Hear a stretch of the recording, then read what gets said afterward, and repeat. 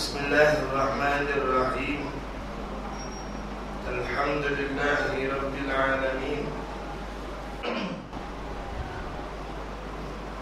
Nahmaduhu wa nasta'inuhu wa nastahdihi wa nastaghfiruhu wa na'udzu bihi min shururi anfusina wa min sayyi'ati a'malina.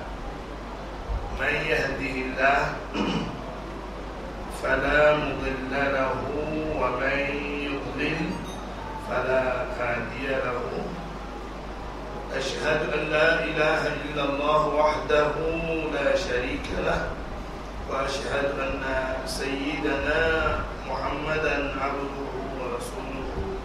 Allahumma salli wa sallim wa barik ala sayyidil mursalin wa ala alihi wa ashabihi wa atba'ihi wa atba'it tabi'ina lahum bi ihsanin ila yaumiddin. Allahumma faqihna fid din wa 'allimna at-ta'wil. Allahumma arina al-haqqa haqqan warzuqna ittiba'ah wa arina al-batila batila warzuqna ijtinabah bi rahmatika ya arhamar rahimin. Ya Allah, tunjukkanlah kepada kami yang benar itu adalah benar, dan dorongkanlah kami agar dapat melaksanakan kebenaran tersebut, beramal dengan kebenaran tersebut. Ya Allah, tunjukkanlah kami yang batil itu adalah salah, dan jauhkanlah kami daripada kebatilan tersebut bi rahmatika ya Rabbana. Yang saya hormati semua barisan ahli jawatan kuasa surau, semua yang bertugas kaki tangan surau, semua yang hadir, muslimin dan muslimat yang dirahmati Allah Subhanahu wa taala. Sekali lagi pada malam ini dapat kita bersama berbicara tentang fiqh mazhab Syafi'i, dan buku sandaran kita ialah Al-Fiqhul Manhaji ala Mazhab Syafi'i rahimahullah ta'ala. Kita berhenti pada pertemuan lepas muka surat 2124 kan? Kedudukan sembahyang. Setelah kita berbicara tentang dalil, dari segi dalil, wajibnya sembahyang itu memang banyaklah dalam Al-Quran. Banyak di dalam Al-Quran. Cuma di dalam Al-Quran ni dia sebut secara ringkas sembahyang. Dia tak sebut macam mana cara sembahyang secara detail. Kita nak detail sembahyang, kena tengok dalam hadis. Sembahyang juga ada dalil daripada hadis yang banyak, dan ada dalil daripada ijma' para ulama, di kalangan ulama, di kalangan sahabat, dan di kalangan ulama-ulama Islam. Semua mazhab mengatakan sembahyang itu adalah wajib. Cuma ada sikit-sikit perbezaan dari segi cara melaksanakan solat, daripada cara mengambil wudu. Ada yang kata wajib, ada yang kata sunat, dan sebagainya lah. Berbeza. Wudu, semua sepakat kena ambil wudu. Macam mana wudu? Yang asas muka, tangan, kepala, kaki yang disebut oleh Allah dalam Al-Quran, semua sepakat. Yang lain, sapu telinga, berkumur, masukkan air dalam hidung, basuh tangan dan sebagainya, telah pun kita bicarakan pada masa berkenaan dengan wudu tempoh hari. Hari ini kita nak bincang tajuk seterusnya, itu kedudukan solat di dalam Islam. Secara umumnya sembahyang merupakan ibadah badaniyah. Dalam Islam kita ada ibadah badaniyah dan kita ada ibadah maliyah. Badan ni badan lah, badan. Maknanya yang dilakukan oleh badan tanpa kita guna duit, tanpa guna bayaran, tanpa guna harta. Macam ibadat haji, dia badaniah juga, tapi nak boleh sampai tu kena ada harta. Jadi dia bercampur badaniah dan maliyah. Macam puasa, badaniah juga kan?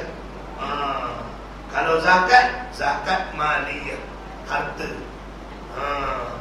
Kita tak gerak tak apa, orang lain tolong keluarkan, tak apa. Jadi ada beberapa perkara yang dibincang oleh para ulama, perbezaan konsep di antara ibadat maliyah dan ibadat badaniyah. Ibadat badaniyah yang paling afdal ialah solat. Tak ada ibadat yang lebih afdal daripada ibadat solat.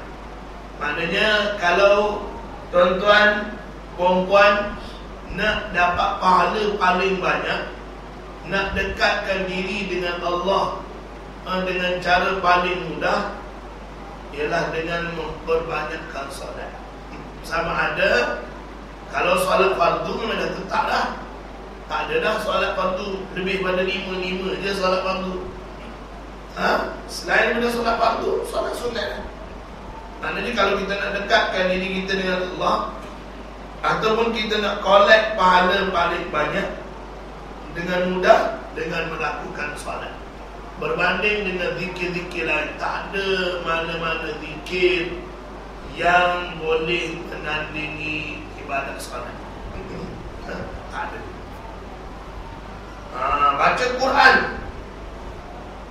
tak boleh lagi nak menandingi solat. Wallahu ta'ala a'lam. Itu yang disebut dalam kitab ni. Dan juga Imam An-Nawawi pun sebut di dalam kitab kitab-kitab dia, untuk kita nak zikir-zikir ni, ibadat-ibadat ni, kita nak yang paling afdal solat. Bahkan kalau kita tengok daripada awal Islam, Allah Subhanahu wa taala nak menyucikan hati Nabi, nak teguhkan jiwa Nabi, Nabi perintahkan solat malam. Solat malam, macam-macam cara yang Rasulullah solat. Solat macam tu jugalah, cuma macam-macam bacaan. Ada Rasulullah sembahyang panjang, baca surah Al-Baqarah 1 rakaat habis. Bukan kata tuan-tuan, saya rasa di dalam ni saya paling junior sekali. Saya pun tak larat. Bukan kata tuan-tuan, saya pun tak larat. Pernah kita orang cuba nak buat masa saya bujang tahun 89. Tak larat. Nak baca surah Al-Baqarah 1 rakaat, tak larat. Bukan kata tak nak buat, cuba buat. Cuba baca 1 juzuk dia, 1 rakaat. Main. Stamina kita tak buat.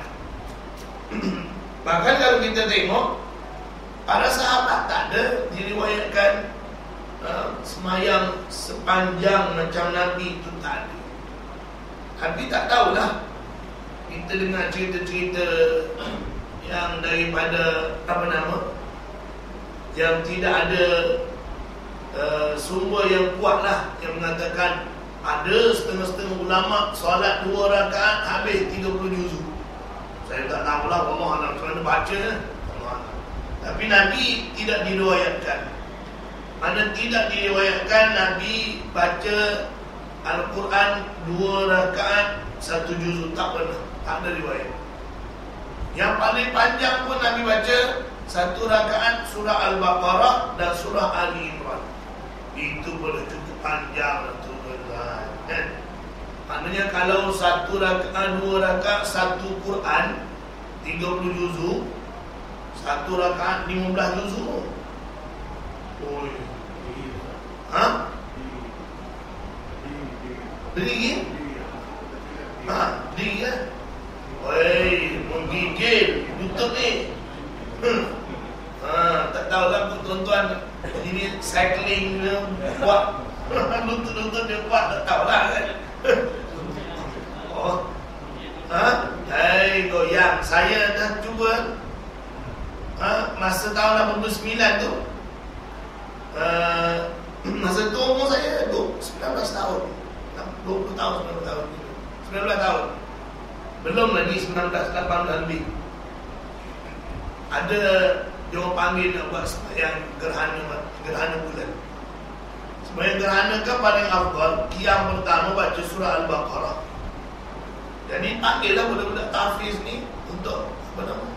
Saya pun bincang-bincang, pilihlah satu orang yang bacanya agak lancar, suara pun bagus, bacaan pun bagus. Saya bincang dia, tak payahlah satu surah Al-Baqarah ni panjang sangat, dia kata. Baca satu juzuk sajalah. Satu surah Al-Baqarah tu 2 juzuk lebih. Kan? Baca satu juzuk je. Qiyam pertama 1 juzuk pertama.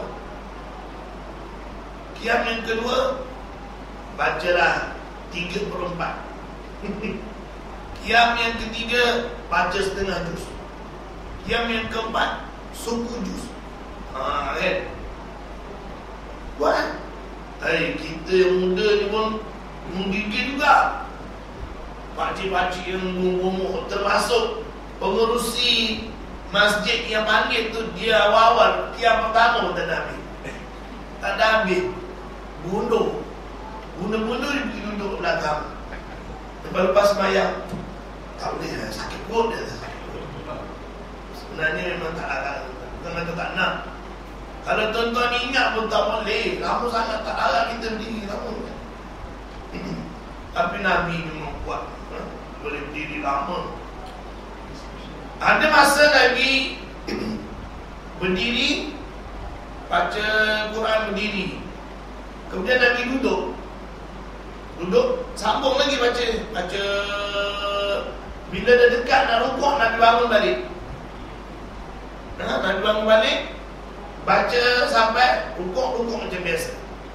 Boleh enggak macam tu, sembahyang sunat lah. Kalau katakanlah tuan-tuan nak buat panjang, jadi baca separuh, rasa macam penat, duduk. Duduk, sambung lagi baca. Lepas tu rasa penat duduk, bangun pula. Berdiri. Rakaat pertama lagi ni, tak habis lagi, belum rukuk lagi. Boleh juga. Pernah Nabi buat macam tu, sembahyang sunat. Nanti kita akan tengok. Kalau kita lihat Nabi SAW, tuan-tuan, tidak ada riwayat yang Nabi berzikir beribu-ribu, tak ada. Istighfar paling banyak pun diriwayatkan Nabi beristighfar di antara 70 hingga 100. Berselawat, bertahmid, bertakdis, tak ada riwayat yang ratus-ratus, ribu-ribu tu tak ada. Yang Nabi sendirilah buat. Yang para sahabat buat ada. Tapi tak tahulah kuat ke tak kuat sanad dia. Ada yang menceritakan Abu Hurairah bertasbih beribu-ribu satu hari. Wallahu a'lam. Tapi kalau sahabat-sahabat macam Abu Bakar, Umar, Uthman, Ali, yang besar-besar, Abu Ubaidah, Jarrah dan sebagainya, dijamin masuk syurga 10 orang. Nak cerita daripada mereka ni beribadat beribu-ribu duduk, tak ada. Maknanya kalau kita di situ tuan-tuan, apa yang dia buat? Sembahyang dan baca Quran.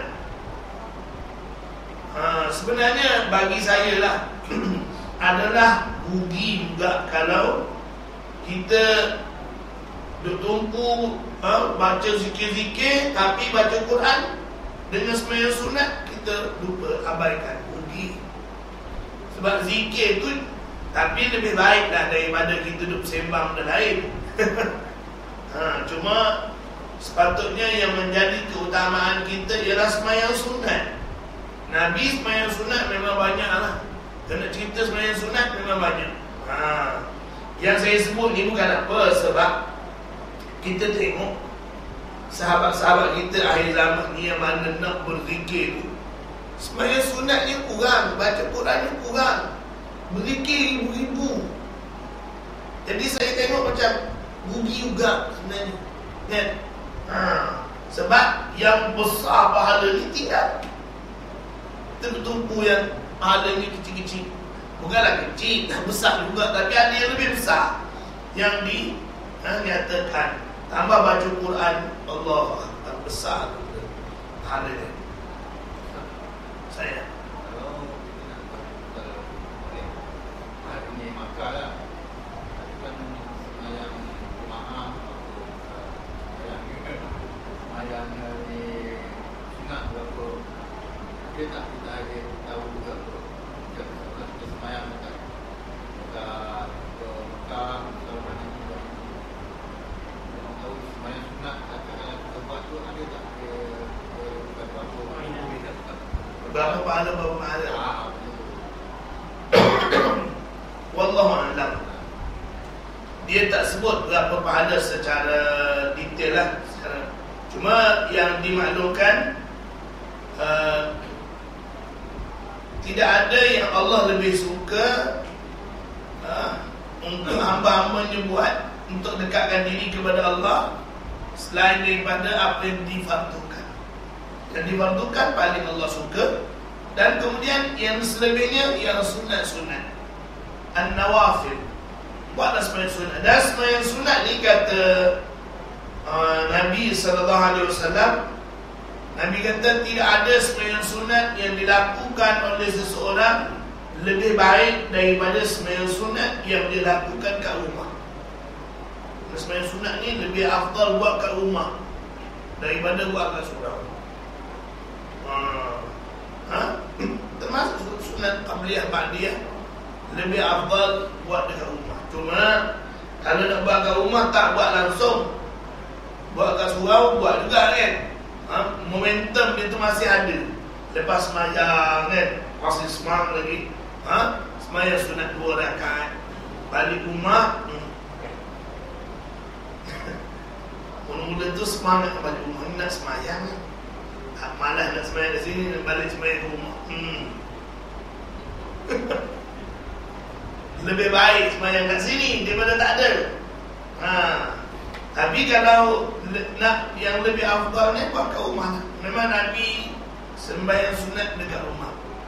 Wallahu ta'ala a'lam. Kalau di Mekah tu memanglah, di Mekah, di Madinah, di Masjid Quba, itu yang pahalanya besar. Dia pahala ni kita tak boleh nak pandai-pandai. Besar tak besar ni kita tak boleh nak pandai-pandai lah. Maknanya kalau Nabi cakap ada, maka kita berterima ada. Macam Nabi kata, kalau kita semayang, kalau kita beribadat di tanah haram Makkah 100,000 kali ganda berbanding tempat lain. Masjid Nabawi 1000 kali ganda. Masjid Al-Aqsa 500 kali ganda. Sembahyang sunat 2 rakaat di Masjid Quba seperti mengerjakan ibadah umrah sekali. Itu memang Nabi sebut. Lepas tu masjid-masjid lain lah, selain daripada masjid itu, semua masjid lain sama lah. Tak ada lah yang Allah SWT dan Rasulnya sebut. Cuma yang kita faham, di atas muka bumi ni, tempat yang paling barakah, tempat barakah ialah masjid. Masjid. Jadi kalau kita nak cari tempat yang barakah, masjid lah. Saya sebut gitu tu sebab ada setengah-setengah orang yang suka pergi beribadat dekat kubur. Dekat kubur, wali-wali ke apa ke. Adakah ada hadis yang menceritakan pergi beribadat dekat kubur tu ada kelebihan-kelebihan tertentu? Sebenarnya tak ada. Bila tak ada, kita tak tahu. Sebab pahala dan dosa ni kita tak nampak, tak tahu. Para ulama, para wali pun tak tahu sebenarnya. Jadi beribadat, kalau nak banding dekat kubur dengan dekat masjid, masjid dah lebih afdal. Nak berdoa ke, nak sembahyang sunat ke, nak baca Quran ke. Bahkan kalau dekat kubur tu, bukan kata galakan, larangannya ada. Galakan tak pernah lupa pula saya. Allah Ta'ala akan. Saya mengaji pun tak banyak. Baca-baca je, pandangan sendiri lagi tak ada. Pinjam orang punya je belaka. Jadi kalau kita tengok, Nabi larang jadikan kubur sebagai masjid, larang jadikan kubur sebagai tempat perayaan. Perayaan maknanya sambut apa-apa dekat kubur. Nabi larang. Nak pergi ziarah, sebenarnya tujuan pergi ziarah kubur supaya mengingatkan kita kepada kematian. Bukan nak suruh pergi bersedih. Tu salah juga tu bagi saya lah. Sebab pergi sedih tu memang betul lah, tapi janganlah pergi kerana tujuan nak bersedih, nak ingat, nak mengimbau yang tu bukan macam tu lah. Begitu untuk mengingatkan kita kepada mati. Maknanya bila kita esok sekali aku pun akan pergi ke sini, apa yang akan berlaku, apa persiapan. Itu sebab bila Nabi nama seorang sahabat dia sebut dia sanggup mati dan sebagainya, Nabi tanya apa persiapan. Dia sanggup menghadapi hari mati ni, Nabi tanya apa persiapan. Jadi sebenarnya untuk kita mati memang pasti mati, cuma apa persiapan yang kita nak buat. Jadi di antara yang paling afdal untuk kita buat ialah mendirikan solat. Seorang sahabat bertanya kepada Rasulullah sallallahu alaihi wasallam, apakah amalan yang paling afdal? Maka jawab baginda Rasulullah sallallahu alaihi wasallam, sembahyang. Dia bertanya lagi, kemudian apa? Baginda menjawab, sembahyang. Dia bertanya lagi, kemudian apa? Baginda menjawab, sembahyang. Hadis diriwayatkan oleh Ibnu Hibban. Ibnu Hibban ni salah seorang ulama hadis lah, macam Bukhari, Muslim, apa semua gitulah. Maknanya dia kerja dia menghimpun hadis-hadis, dan dia ada buku dia, Sunan Ibnu Hibban. Ibnu Hibban salah seorang ulama hadis. Tapi kita kalau orang yang menceburi bidang hadis, biasa nama Ibnu Hibban ni. Tapi bagi kita yang jarang-jarang baca buku hadis ni, siapa pula Ibnu Hibban kan? Ibnu Hibban, kita ada Ibnu Khuzaimah, kita ada Tabrani. Orang Melayu kita ada tak berani je. Tabrani tak ada, tak berani ada. Wallahu ta'ala a'lam.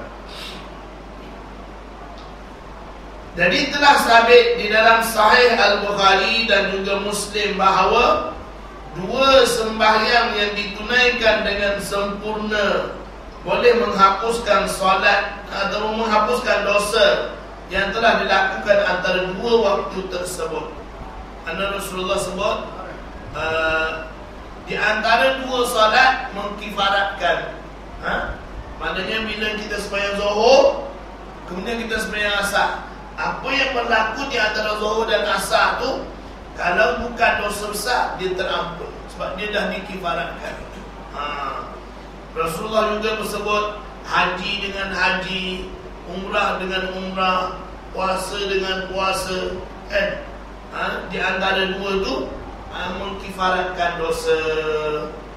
Kita puasa sebulan bulan Ramadan, nak tunggu bulan depan, tunggu tahun depan untuk puasa Ramadan. Apa yang kita lakukan dosa-dosa kecil di tengah-tengah tu terampun dengan sendiri. Mudah-mudahan lah. Itu yang dikatakan Jadi banyak pengampunan. Macam mana nak ampun? Banyak sangat. Mana satu nak ampun? Di antara dua sembahyang pengampunan, di antara Jumaat dengan Jumaat pengampunan, di antara puasa dengan puasa pengampunan, di antara haji dengan haji pengampunan. Dan di mana satu? Kalau dah dosa dah tak ada dah, pengampun dosa dah tak ada dah, katakan. Jadi kalau dosa tak ada, dia tingkatkan darjat. Itu kata para ulama. Allah. Mana kalau dosa kita dah tak ada dah. Sama juga kita beristighfar. Istighfar. Dosa dah tak ada dah. Istighfar apa? Nak macam Nabi kan? Nabi tak ada dosa. Istighfar 70 hingga 100 kali satu hari. Istighfar minta ampun.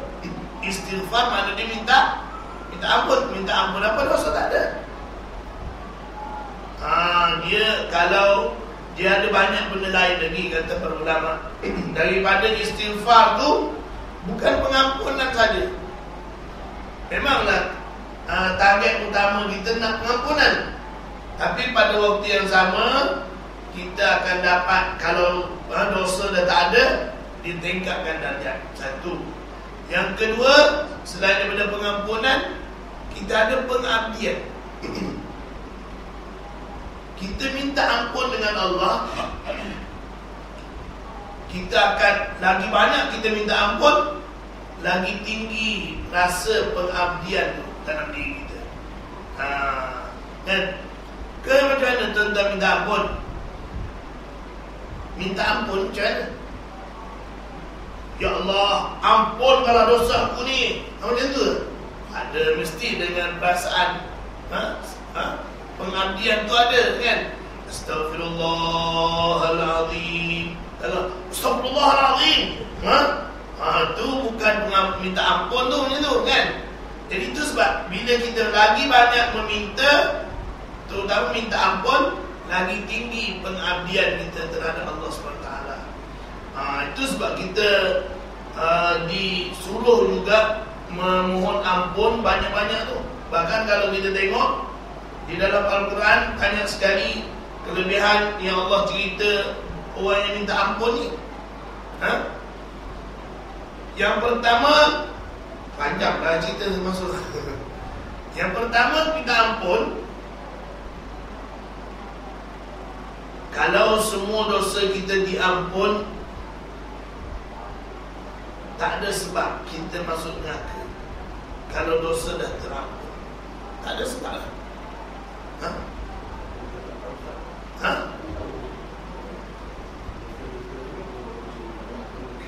Tuhan Maha Pengampun.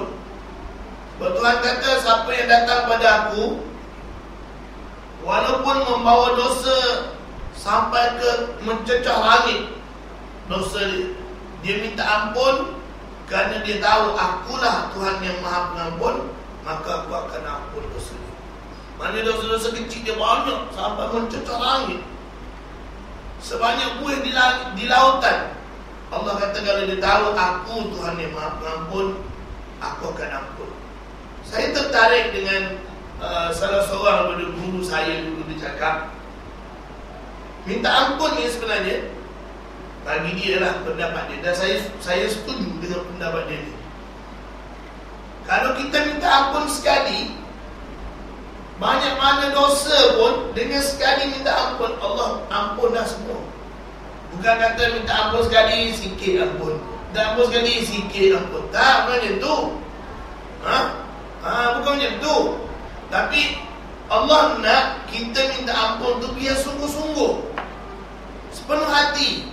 Siapa yang minta ampun sepenuh hati, dengan penuh keyakinan yang Allah SWT memberi pengampunan sekali, cukup dah.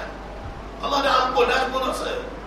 Allah bukan jenis Astagfirullahaladzim, habis satu, Astagfirullahaladzim, dua, jenuh macam tu. Banyak dosa kita, dosa tak terhitung. Habis banyak tu untuk melahirkan pengabdian tadi lah.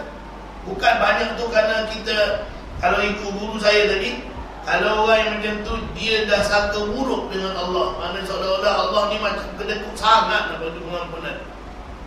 Jangan begitu.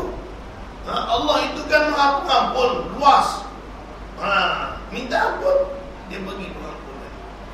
Jadi kalau kita tengok di dalam Al-Quran, Allah kata siapa yang minta ampun ni, dia berebut-rebut dah minta ampun supaya kamu dapat masuk syurga. Dapat pengampunan untuk masuk syurga. Itu yang pertama. Yang kedua, minta ampun untuk jauh daripada azab. Allah SWT sebut, "Ma kana Allahu liyu'adzibahum wa hum yastaghfirun." Allah tidak akan menurunkan azab kepada mereka sedangkan mereka memohon keampunan, sedang memohon keampunan. Mohon ampun banyak-banyak, mudah-mudahan segala apa yang Allah jauhkan daripada kita. Dalam surah Nuh alaihi, surah Nuh, Allah SWT sebut minta ampun boleh memurahkan rezeki. Faqultu astaghfiru rabbakum yumdidkum bi amwalin wa banin. Dia memanjangkan harta, mengamaikan anak, memberi pengampunan, memurahkan rezeki, dan sebagainya. Jadi itu di antara kelebihan kenapa kita perlu minta ampun banyak-banyak kali. Kalau diikutkan sekali je cukup dah. Cukup dah. Wallahu ta'ala a'lam. Itu minta ampun juga sebagai tanda kita adalah hamba Allah, pengabdian.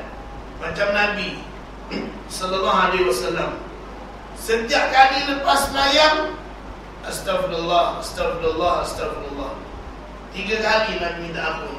Sebab apa? Para ulama mengatakan sepatutnya lepas solat ni alhamdulillah, tapi Nabi tak kata alhamdulillah, Nabi istighfar. Dan orang kita ada juga yang lepas sembahyang wa qulil hamdulillahilladzi lam yattakhidh wa baca.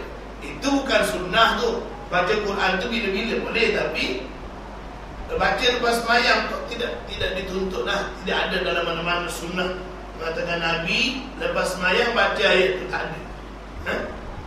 Dan Nabi, yang diriwayatkan kepada Nabi lepas sembahyang istighfar. Jadi pelik. Sebab apa lepas sembahyang istighfar? Sepatutnya lepas sembahyang alhamdulillah, lega dah solat. Kan? Sepatutnya macam tu, tapi Nabi tak. Lepas sembahyang astagfirullah, astagfirullah, astagfirullah.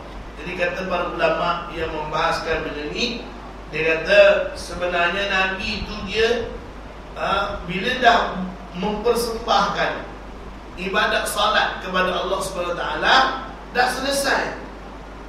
Ya Allah, minta maaflah, ini saja ibadat salat yang aku mampu persembahkan. Kalau ada kekurangan, kelemahan, minta ampun ya Allah. Astagfirullah, astagfirullah, astagfirullah.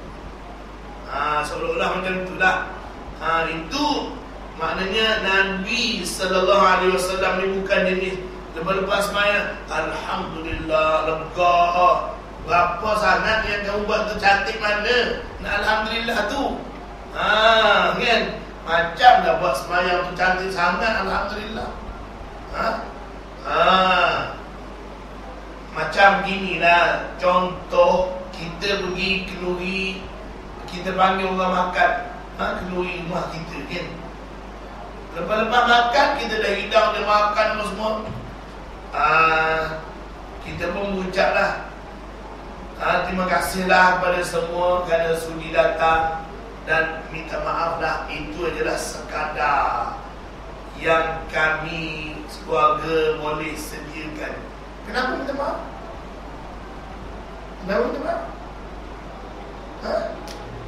Sepatutnya alhamdulillah, sama-samalah kita syukur pada Allah SWT. Sama-samalah kita syukur pada Allah SWT. Hari ini Tuhan bagi rezeki lebih, saya boleh belajar tentang makan. Kita tak cakap ni tu. Kalau cakap ni tu orang kata semacam itu sebenarnya.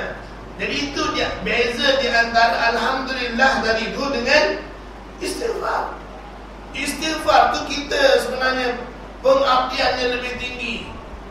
Itu sebab saya lah Allah alam ikut sunnah itu ada lengkap dah, cukup dah. Lepas sembahyang assalamualaikum, assalamualaikum, astagfirullah, astagfirullah, astagfirullah. Ya Nabi baca 3 kali istighfar. Sebagai tanda kita rasa macam itu saja yang kami mampu persembahkan ya Allah. Walaupun banyak kekurangan, lalai, khayal, tak khusyuk, entah mana-mana pergi melancong ke tengah sembahyang, kan? Pergi main golf ke, pergi masuk hutan ke, pergi cycling mana-mana. Dia tak tahulah kan. Jadi tu minta maaf tu. Minta maaf lah. Astagfirullah. Kalau nak kira memang tak tahu berapa persen ni. Khayal banyak. Wallahu ta'ala a'lam. Jadi itu yang dikatakan solat itu yang paling afdal. Jadi kalau kita nak dekatkan diri dengan Allah, tidak ada yang lebih hebat daripada solat. Perbanyakkanlah solat. Cuma Imam An-Nawawi rahimahullah ta'ala ada juga dia sebut satu amalan yang lebih hebat daripada solat. Apa dia? Menuntut ilmu. Menuntut ilmu, pahala dia lebih besar daripada solat, lebih besar daripada baca Quran, lebih besar. Menuntut ilmu. Jadi tuan-tuan datang tadi dengan niat datang kerana nak menuntut ilmu, besar pahala. Sepanjang tuan-tuan duduk ni bukan duduk saja ni, pahala. Malaikat melebarkan sayapnya dan mendoakan tuan-tuan. Sepanjang tuan-tuan berada dalam majlis, didoakan oleh para malaikat Allah Subhanahu wa taala. Innal malaikata la tadau ajnihataha li talibil ilm. Sesungguhnya para malaikat merendahkan sayapnya kepada penuntut-penuntut ilmu. Apa maksud merendahkan sayap atau melebarkan sayap tadi? Ada 2 pendapat ulama. Yang pertama, melebarkan sayap atau merendahkan sayap tu tanda dia respect dengan penuntut-penuntut ilmu. Yang kedua, dia melebarkan sayap tu tanda dia menaungi dengan, dia mendoakan kita dengan rahmat. Kerana kita ni masuk dalam orang-orang yang didoakan oleh dia. Dia bukan memberi rahmat, yang memberi rahmat Allah. Dia doakan untuk kita supaya dan doa para malaikat ni tuan-tuan, kalau mengikut apa yang Nabi cerita, doa para malaikat ialah Allahumma ighfir lahu, Allahumma arhamhu. Ya Allahumma ighfir lahu, Allahumma arhamhu. Ya Allah, ampunkanlah dia dan rahmatilah dia. Ampunkanlah dia, rahmatilah. Sepanjang malaikat mendoakan. Itu je antara dia. Kerana doa ni selain minta ampun paling besar. Minta ampun paling sebagaimana seorang ulama menyatakan, mana lebih baik, kita minta ampun atau kita berselawat, bertasbih, bertahmid, bertakbir, mana lebih baik? Kalau kita tengok dalam hadis-hadis, semua besar pahala. Istighfar pun besar, selawat pun besar. Ada masing-masing ada kelebihan sendiri. Tapi mana satu yang kita nak pilih? Dia kena macam ni. Kalau kita punya baju kotor, basuh lebih baik daripada sapu minyak wangi. Tapi kalau baju kita dah bersih, tak payah basuh lah, sapu minyak wangi je. Basuh tu maknanya istighfar. Basuh tu maknanya istighfar, nak sucikan dulu. Tapi kalau dah bersih, top up je lah. Yang lain tambah nilai. Tadi bersih dah, tapi tak wangi. Tak tahu macam mana. Selawat ke, tasbih ke, tahmid ke, begitu. Itu pandangan. Jadi kalau baju kotor, bubuh minyak wangi, pening bala. Pening bala kan. Mana satu tak tahu. Bau wangi ke, bau tengik, bau semacam. Kena pula minyak wangi yang RM5 apa? RM5 10 botol. Nak beli minyak wangi tapi beli paling murah sekali. Atau nak suruh wangi, pakai setengah botol. Pening bala. Belilah yang elok sikit dah. Ada masa nak pergi function tu, beli yang spray-spray tu mahal pun tak apa kan. Ini nak pergi surau beli yang 5 botol RM10. Allah Akbar. Jadi dikata di sini, di dalam Bukhari dan Muslim, dua sembahyang ditunaikan dengan sempurna boleh menghapuskan dosa. Telah dilakukan antara dua waktu tersebut. Dosa yang telah dilakukan di antara dua waktu salat. Nabi juga mengibaratkan salat 5 waktu seperti mandi 5 kali sehari. Mandi 5 kali sehari. Depan rumah kita ada sungai, 5 kali sehari mandi. Dalam satu riwayat lain, Abu Hurairah radhiyallahu taala anhu memberitahu bahawa Nabi sallallahu alaihi wasallam telah bersabda, "As-salawatul khams yamhullahu biha al-khataya." Allah akan menghapuskan dosa-dosa dengan menunaikan sembahyang 5 waktu. Tapi kata para ulama, dosa-dosa kecil lah. Dosa-dosa besar dia tak kena bertaubat. Kena taubat. Muslim, maksud Muslim ialah hadis riwayat Muslim. Imam Muslim meriwayatkan daripada Uthman radhiyallahu taala anhu bahawa Rasulullah sallallahu alaihi wasallam telah bersabda, "Man atammal wudu'a kama amarahu Allah taala, fas-salawatul maktubat kafaratun lima bainahunna." Ada pula syarat dia. Barang siapa yang menyempurnakan wudu sebagaimana yang diperintahkan oleh Allah, maka sembahyang 5 waktu yang diwajibkan itu akan menghapuskan dosa yang dilakukan antara waktu-waktu sembahyang tersebut. Maknanya kita sembahyang 5 waktu, syarat dia adalah nak dapat pengampunan tu, sempurnakan wudu. Sempurnakan. Jadi wudu ni kalau boleh sempurna tu macam mana? Sempurna tu ambil macam Rasulullah ambil. Itulah paling sempurna. Macam mana? Sebagaimana yang kita tengok, yang kita belajar itulah yang paling sempurna. Buat semua yang wajib-wajib dan yang sunat-sunat. Mengikut mazhab Syafi'i, yang wajibnya ada 6, yang sunatnya banyaklah kan? Jadi buatlah. Terutama sapu kepala. Sapu kepala, mengikut mazhab Syafi'i wajibnya sikit, tapi disunatkan sapu seluruh kepala. Dan itulah yang sunnah yang Nabi selalu buat, sapu seluruh kepala.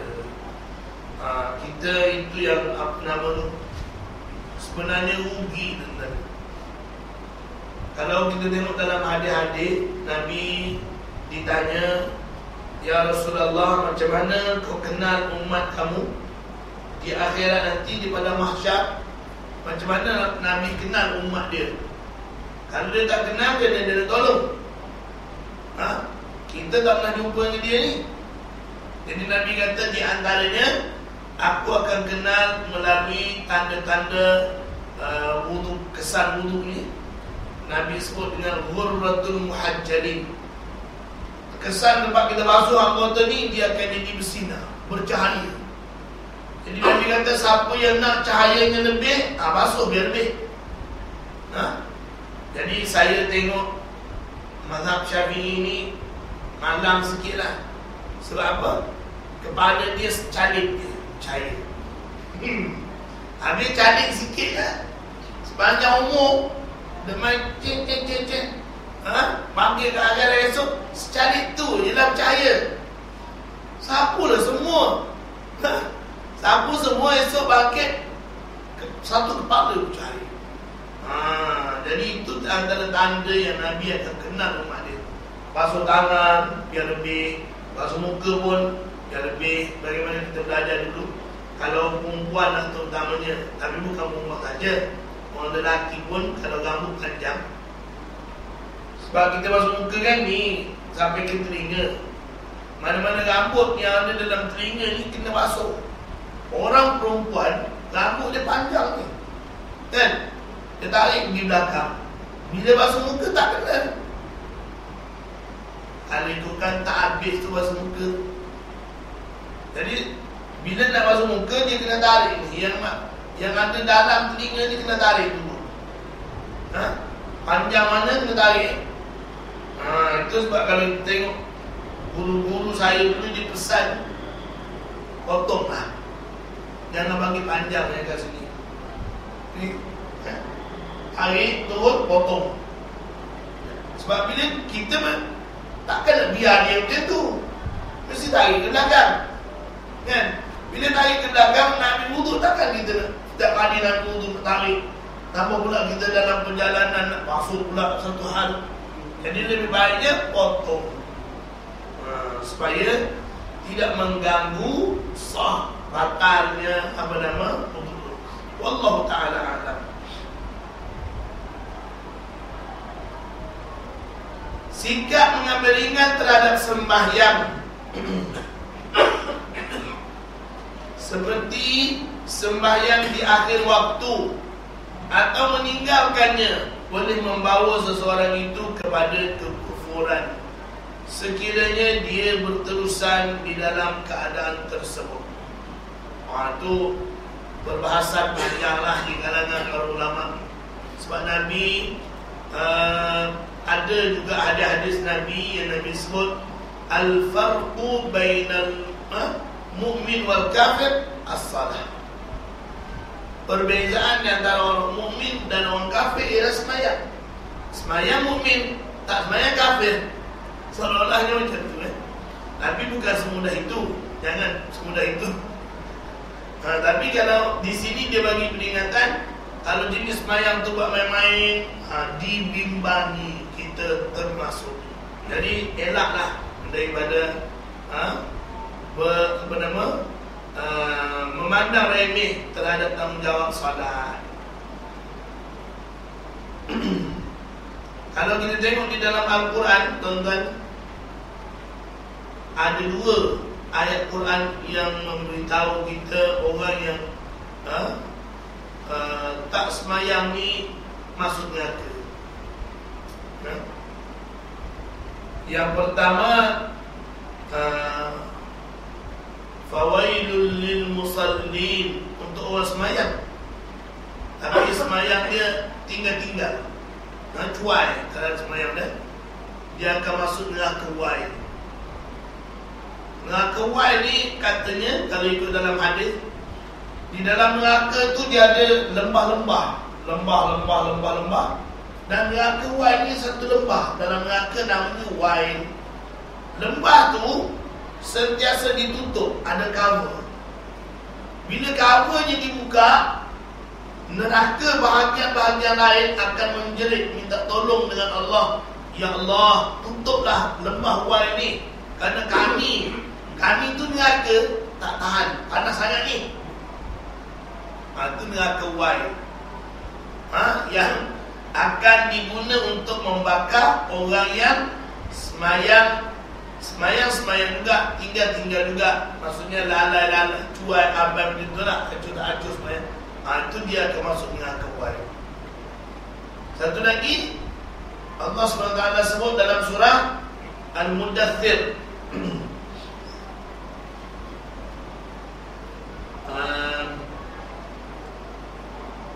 Wa ma adraka ma saqar. Kamu tahu tak apa itu neraka saqar? Neraka saqar ialah, kata Allah, la tubqi wa la tadhar.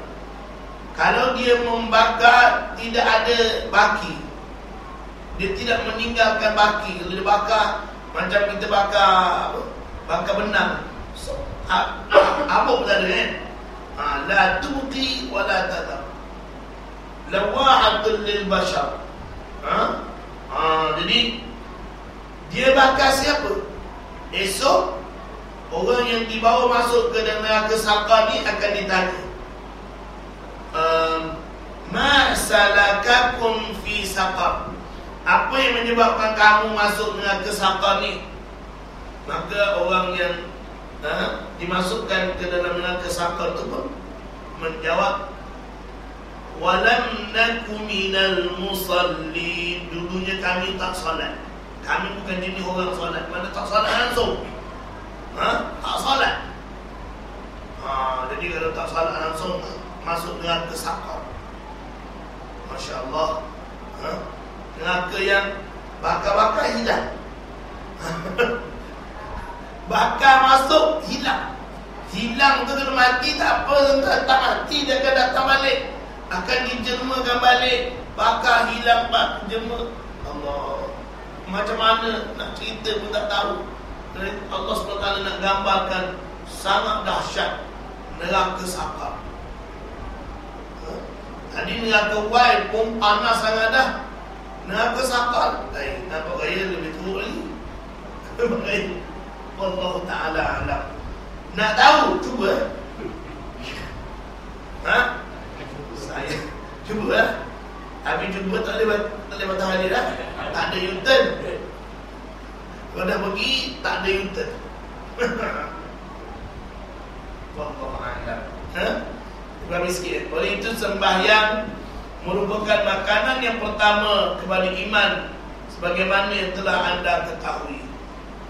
Imam Ahmad bin Hanbal meriwayatkan daripada Ummi Aiman, Ummu Aiman, bahawa Rasulullah sallallahu alaihi wasallam telah bersabda, jangan kamu meninggalkan sembahyang dengan sengaja.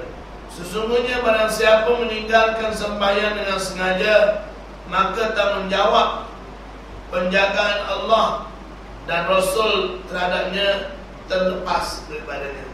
Kerana Allah tak jamin kehidupannya, kehidupan orang yang bariat zimmatullah. Allahu Akbar. Jadi bila tak semayang, bariat minhu zimmatullah. Bariat minhu zimmatullah. Allah tak jamin keselamatan, kesejahteraan, keberkatan orang-orang yang tidak mendirikan solat. Jadi janganlah tinggal. Yang solat tak solat, solat tak solat, itu bagi cuai. Itu termasuk sahun. Semayang ujung-ujung, kadang dalam waktu, kadang tanpa waktu, itu sahun. Bagaimana disebut oleh hadis-hadis. Tapi kalau tak semayang langsung, itu tidak semayang. Itulah kategori dia. Imam Ahmad bin Hanbal juga meriwayatkan hadis yang sama daripada Mu'adz bin Jabal. Tadi Imam meriwayatkan daripada Ummu Aiman, seorang sahabat juga, perempuan, Ummu Aiman, dan dia juga meriwayatkan hadis mana ada sanad yang lain daripada Mu'adz bin Jabal. Wallahu ta'ala hukum orang yang meninggalkan solat. Kita berhenti salat dulu lah. Ada tuan-tuan nak tambah apa-apa, nak kongsi bersama? Sila. Saya Bismillah dengan solat sunat selepas subuh. solat sunat selepas subuh. Saya ada dimakan solat sunat selepas waktu Subuh. Syuruk. Ini dalam bagi surat Isyraq. Solat sunat Isyraq ni ada berbeza-beza pendapat di kalangan ulama, ataupun kita panggil khilaf lah, khilaf di kalangan ulama. Ada yang berpendapat solat sunat Isyraq ialah solat sunat duha yang dilakukan di awal waktu duha. Maknanya masuk je waktu duha, kita terus sembahyang duha. Maknanya kita akan dapat sembahyang sunat duha dan sunat isyraq. Kalau kita sembahyang duha lambat, sebab sembahyang sunat duha ni waktu dia sampai zuhur. Kalau kita sembahyang lambat, kita akan dapat pahala sembahyang sunat duha dan sembahyang sunat awwabin. Satu lagi sembahyang sunat awwabin ni pun ada berbeza-beza pendapat di kalangan ulama juga. Ada sebahagian ulama mengatakan sembahyang sunat awwabin ini selepas maghrib, di antara maghrib dan isyak. 6 rakaat, 12 rakaat sembahyang sunat awwabin. Tapi hadis yang selepas maghrib ni semuanya dhaif. Yang kuatnya solat sunat awwabin bersama dengan duha. Kita buat sembahyang duha agak lambat, itu dia termasuk sembahyang sunat awwabin. 8 rakaat paling afdal.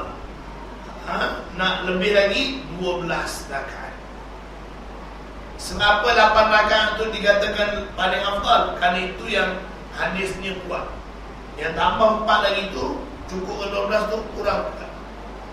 Wallahu a'lam. Tapi kata para ulama, kalau dua-dua kita nak buat, awwabin lepas maghrib kita nak buat, awwabin yang sembahyang sunat duha buat lewat sikit bila matahari dah agak panas, kita nak buat itu pun tak apa juga, buat dua-dua.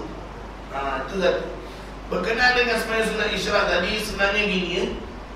Kita ada 5 waktu haram salat. 5 waktu haram salat. Kita haram salat selepas sembahyang subuh.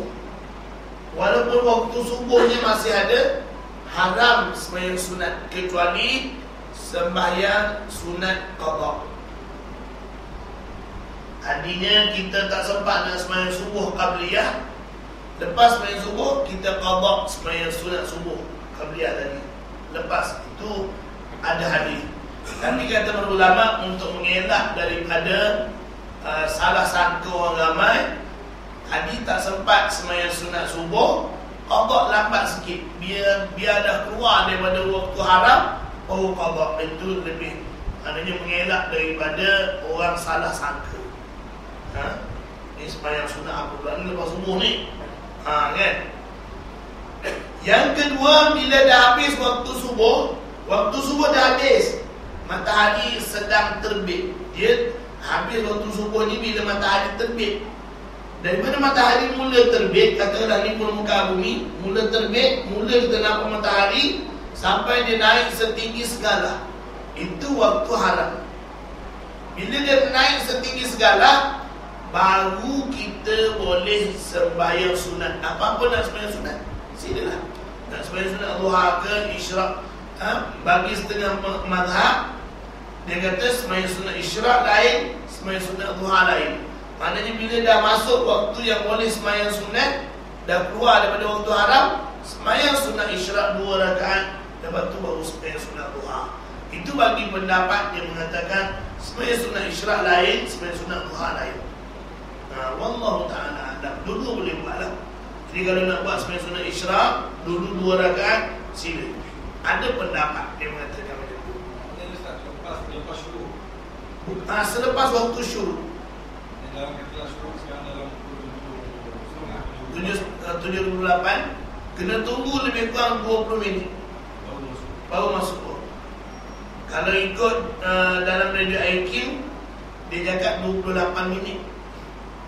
28 minit. Tapi ada sahabat-sahabat saya tanya dengan beberapa orang yang bidang buat kaji falak ni, dia kata sebenarnya tak sampai 28 minit. Itu dia kira dah ambil basikan sikit lah tu. Maknanya lebih kurang 20 minit dah boleh dah. Dah boleh dah. 20 minit dari syuruk 7.28, 20 minit 7.48. 7.48 ya. Sembahyang sunat isyraq ya. Sunat isyraq tu ada. Dan ada dia fadilah, fadilah yang dekat seperti mengingat Tuhan. Wallahualam, fadilat ni banyak yang tak sahih. Cerita-cerita fadilat ni banyak yang tetapi tak apalah, buat sajalah. Yang ni sembahyang sunat duha tu pun tidaklah semua. Tapi dalil sembahyang sunat duha tu kuatlah. Dalil sembahyang sunat duha tu agak kuat. Tapi bukanlah sepakat saya.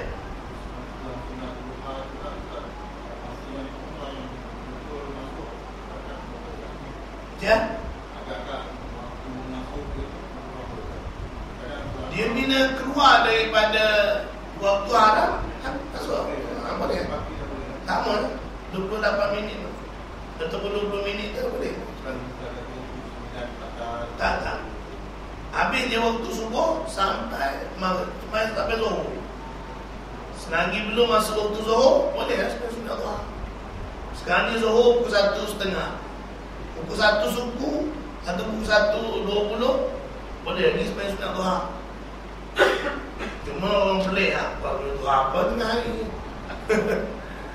Dia waktu matahari tengah tegak atas kepala, itu pun waktu haram juga.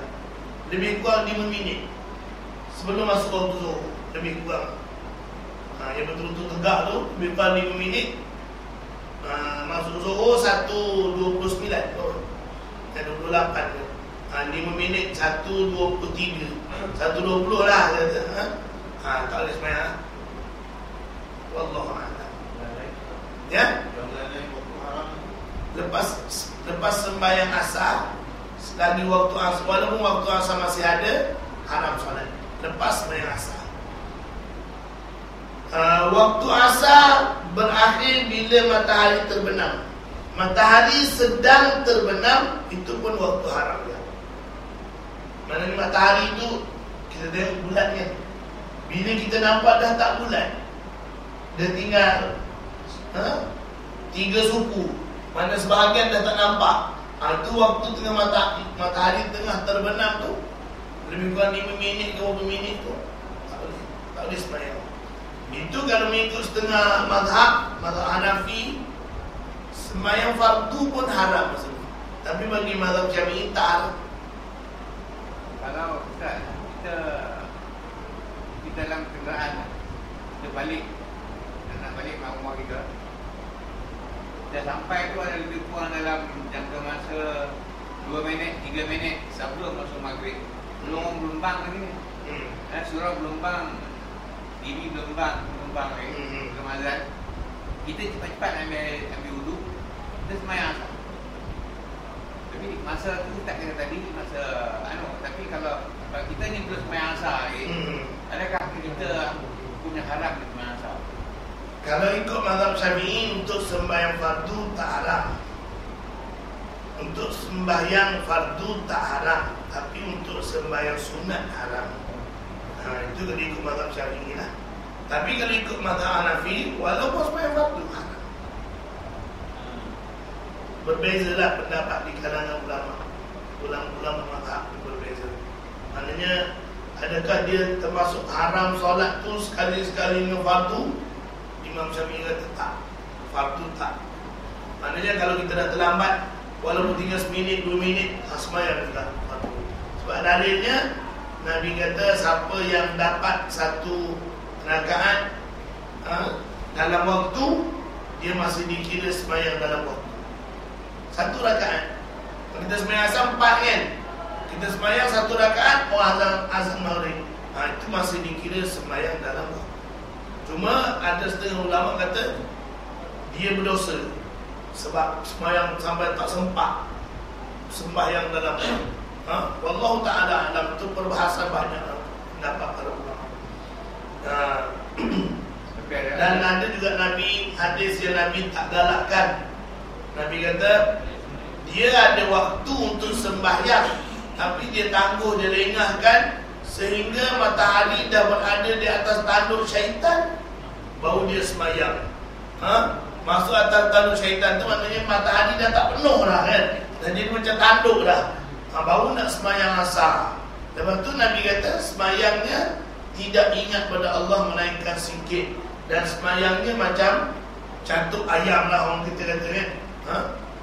Tuncap-tuncap dia semayang. Jadi itu tidak digalakkan.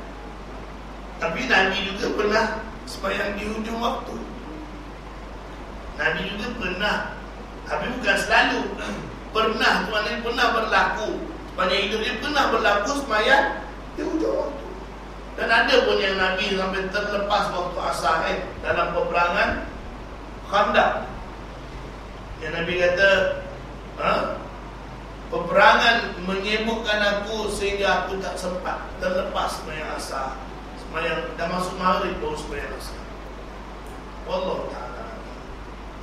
Kalau semayang tadi dalam asar dalam di masjid kan,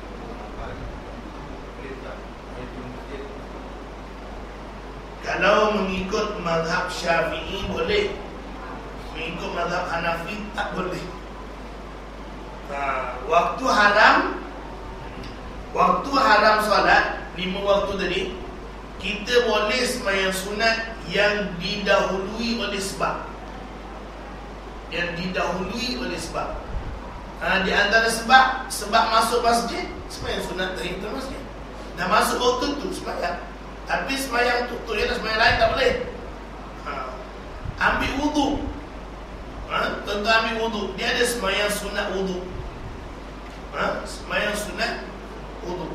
Ambil wudu lepas asar, sembahyang.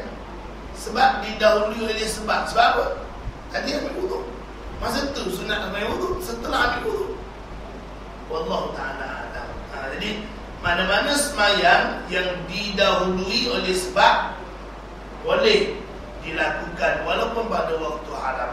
Kalau mengikut mazhab Syafi'i, sujud sajdah, sujud tilawah, sujud syukur tidak termasuk dalam larangan. Maknanya boleh sujud syukur, sujud tilawah walaupun pada waktu haram.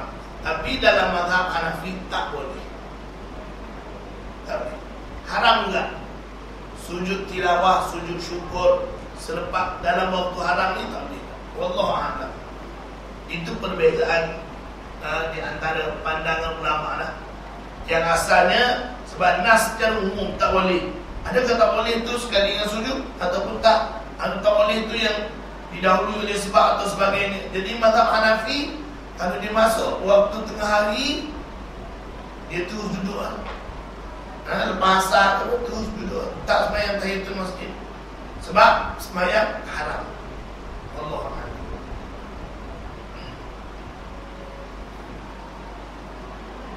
Ada soalan lain ke?